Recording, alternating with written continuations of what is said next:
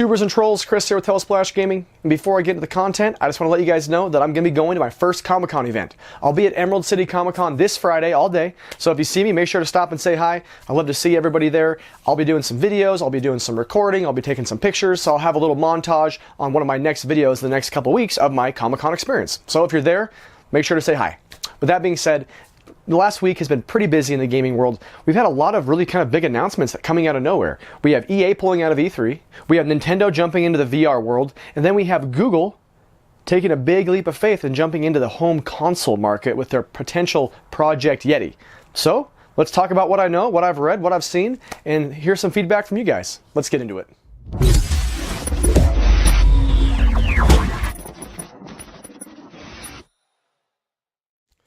So jumping right into it, we're going to start with Google, which I think is the most polarizing kind of question. Is there room for a fourth console in our current gen of consoles right now? Do we have room for a fourth?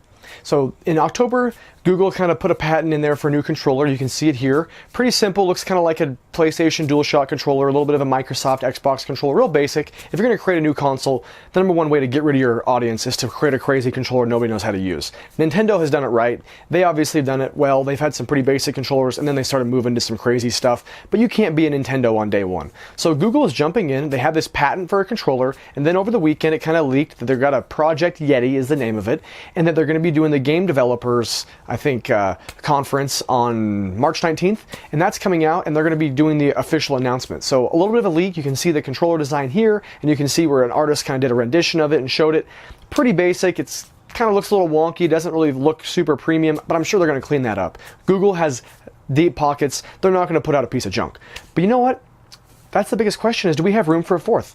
I mean, we have the Atari VCS that got announced, and that has kind of been quiet because all these different, you know, they showed gameplay footage that wasn't actually gameplay. And then this reminds me of that system that was like the Ouya, I think it was called Ouya, you know, O-U-Y-A. It was announced, you know, a while ago. It was an Android system and kind of hyped, and it kind of just faltered. It had a lot of money, people had a good Kickstarter, and then boom, it disappeared. So I don't think this is going to be it. They said the current hardware for this is going to be better than any hardware on the Xbox One X. So they're going towards next level. They're going to be competing with the PlayStation 5 and the Xbox 2 or whatever. So they're very big into the hardware. So this is going to be a premium, expensive console, which means it's not going to be made for just mobile games.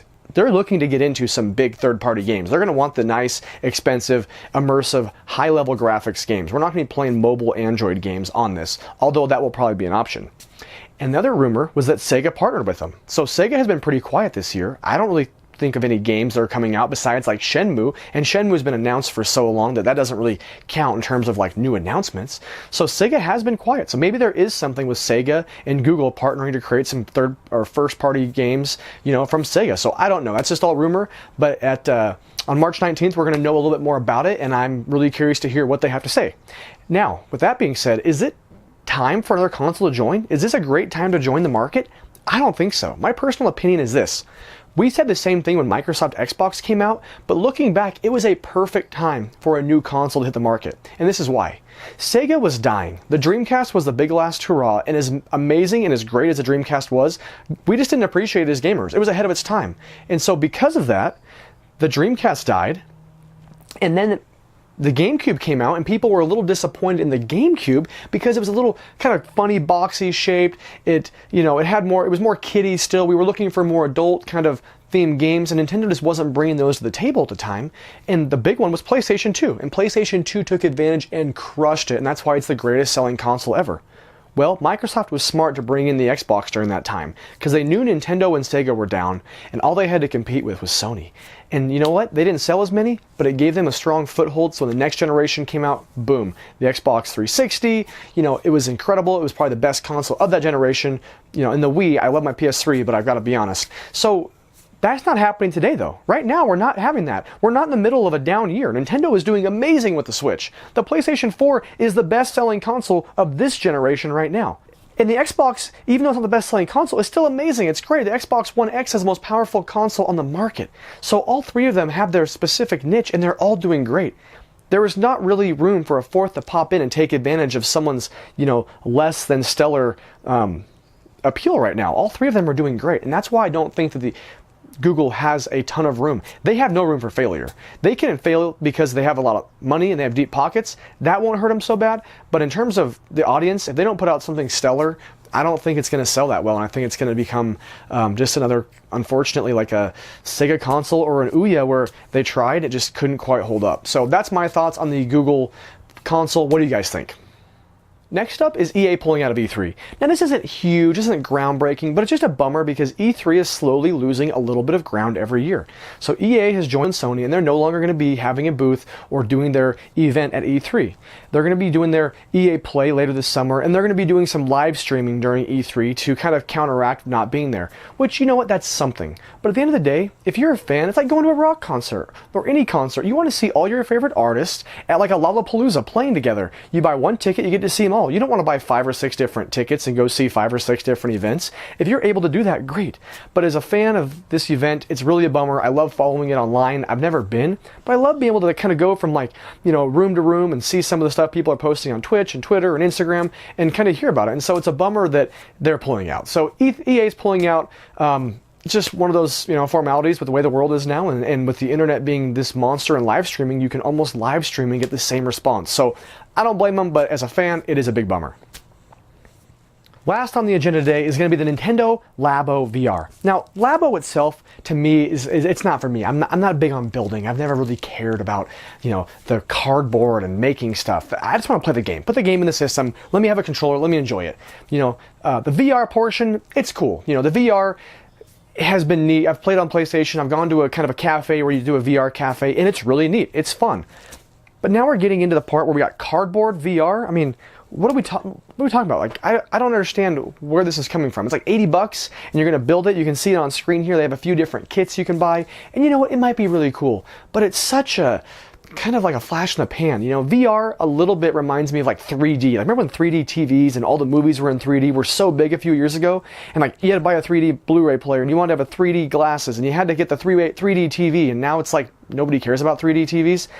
I don't think VR is quite like that, but it kind of gives me that same appeal where it's like, VR is cool, but it's not the way I want to play all my games. I mean, there are some fun experiences like Resident Evil 7 and Doom. Don't get me wrong, there's some amazing VR games, and PlayStation 4 has done it pretty well, and with the newer generation of consoles, it's only going to get better because you do need really good hardware.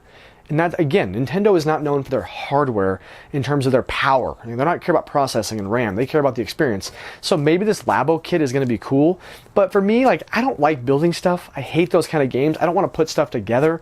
And to have to put this cardboard together and do a VR, it just seems like a lot of work. And I really can't see these AAA games coming out for it. I mean, maybe they'll do like a Mario, or maybe they'll do like a Star Fox game in VR. I mean, that'd be pretty cool, I'll admit it. But I just don't feel like that's how they're going to start off. Maybe this is a good way to feel it. I mean, literally, this is what it reminds me of. Okay, guys. Got my VR kit ready. Here we go. Whoa. Wow, this is amazing. Oh my gosh. Got the new VR. Nintendo Labo. I mean, that's kind of what it is. Obviously, theirs will be a little higher quality than some piece of paper wrapped around my Switch. But at the end of the day, it's cardboard. And it's 80 bucks. So unless it comes with a really cool, amazing game that's worth playing, I just don't know how it's going to do. I think it's going to be a flash in the pan. And the way the Labo is now, I mean, Labo came out, I heard about it day 1, and then day 2, everybody's playing God of War anyway. So it really didn't matter when it got released. Like, it was kind of a flash in the pan. Maybe it's because my kids aren't quite old enough to get into it yet, but I don't know. Let me know if Labo has been a life-changing experience for you. With this being announced, VR for Nintendo Switch, maybe it's their entry into it to see if it's actually worth it, but I do feel like VR is a little bit of flash in the pan, and I just don't know if it's going to be, you know, a huge seller for Nintendo or for any console moving forward. But, you know, when they start getting Ready Player One status, I'll be going all in. But until then, I'm not sure it's any more than just kind of a fun little experience. You pop in, show your friends and family, and then you take your controller and actually play the game for real. So, that's my thought on VR. What do you guys think? Alright guys, that was a quick video kind of going over some of the gaming news. Another thing that was talked about was, you know, Sony and their PS Plus membership is not really worth as much as it was, but my friends at Gaming Off the Grid, Wes and Robert, they took care of that in their video, so go to their channel, check it out if you want to hear more about Sony's PS Plus membership and why it's really not worth what it once was. Also, if you're going to Emerald City Comic Con, make sure to come up, slap me in the back, say hi. I'd love to get a picture with you. Alright guys, thanks for subscribing, thanks for your support. Don't forget, keep trolling, keep rolling. Talk to you guys soon.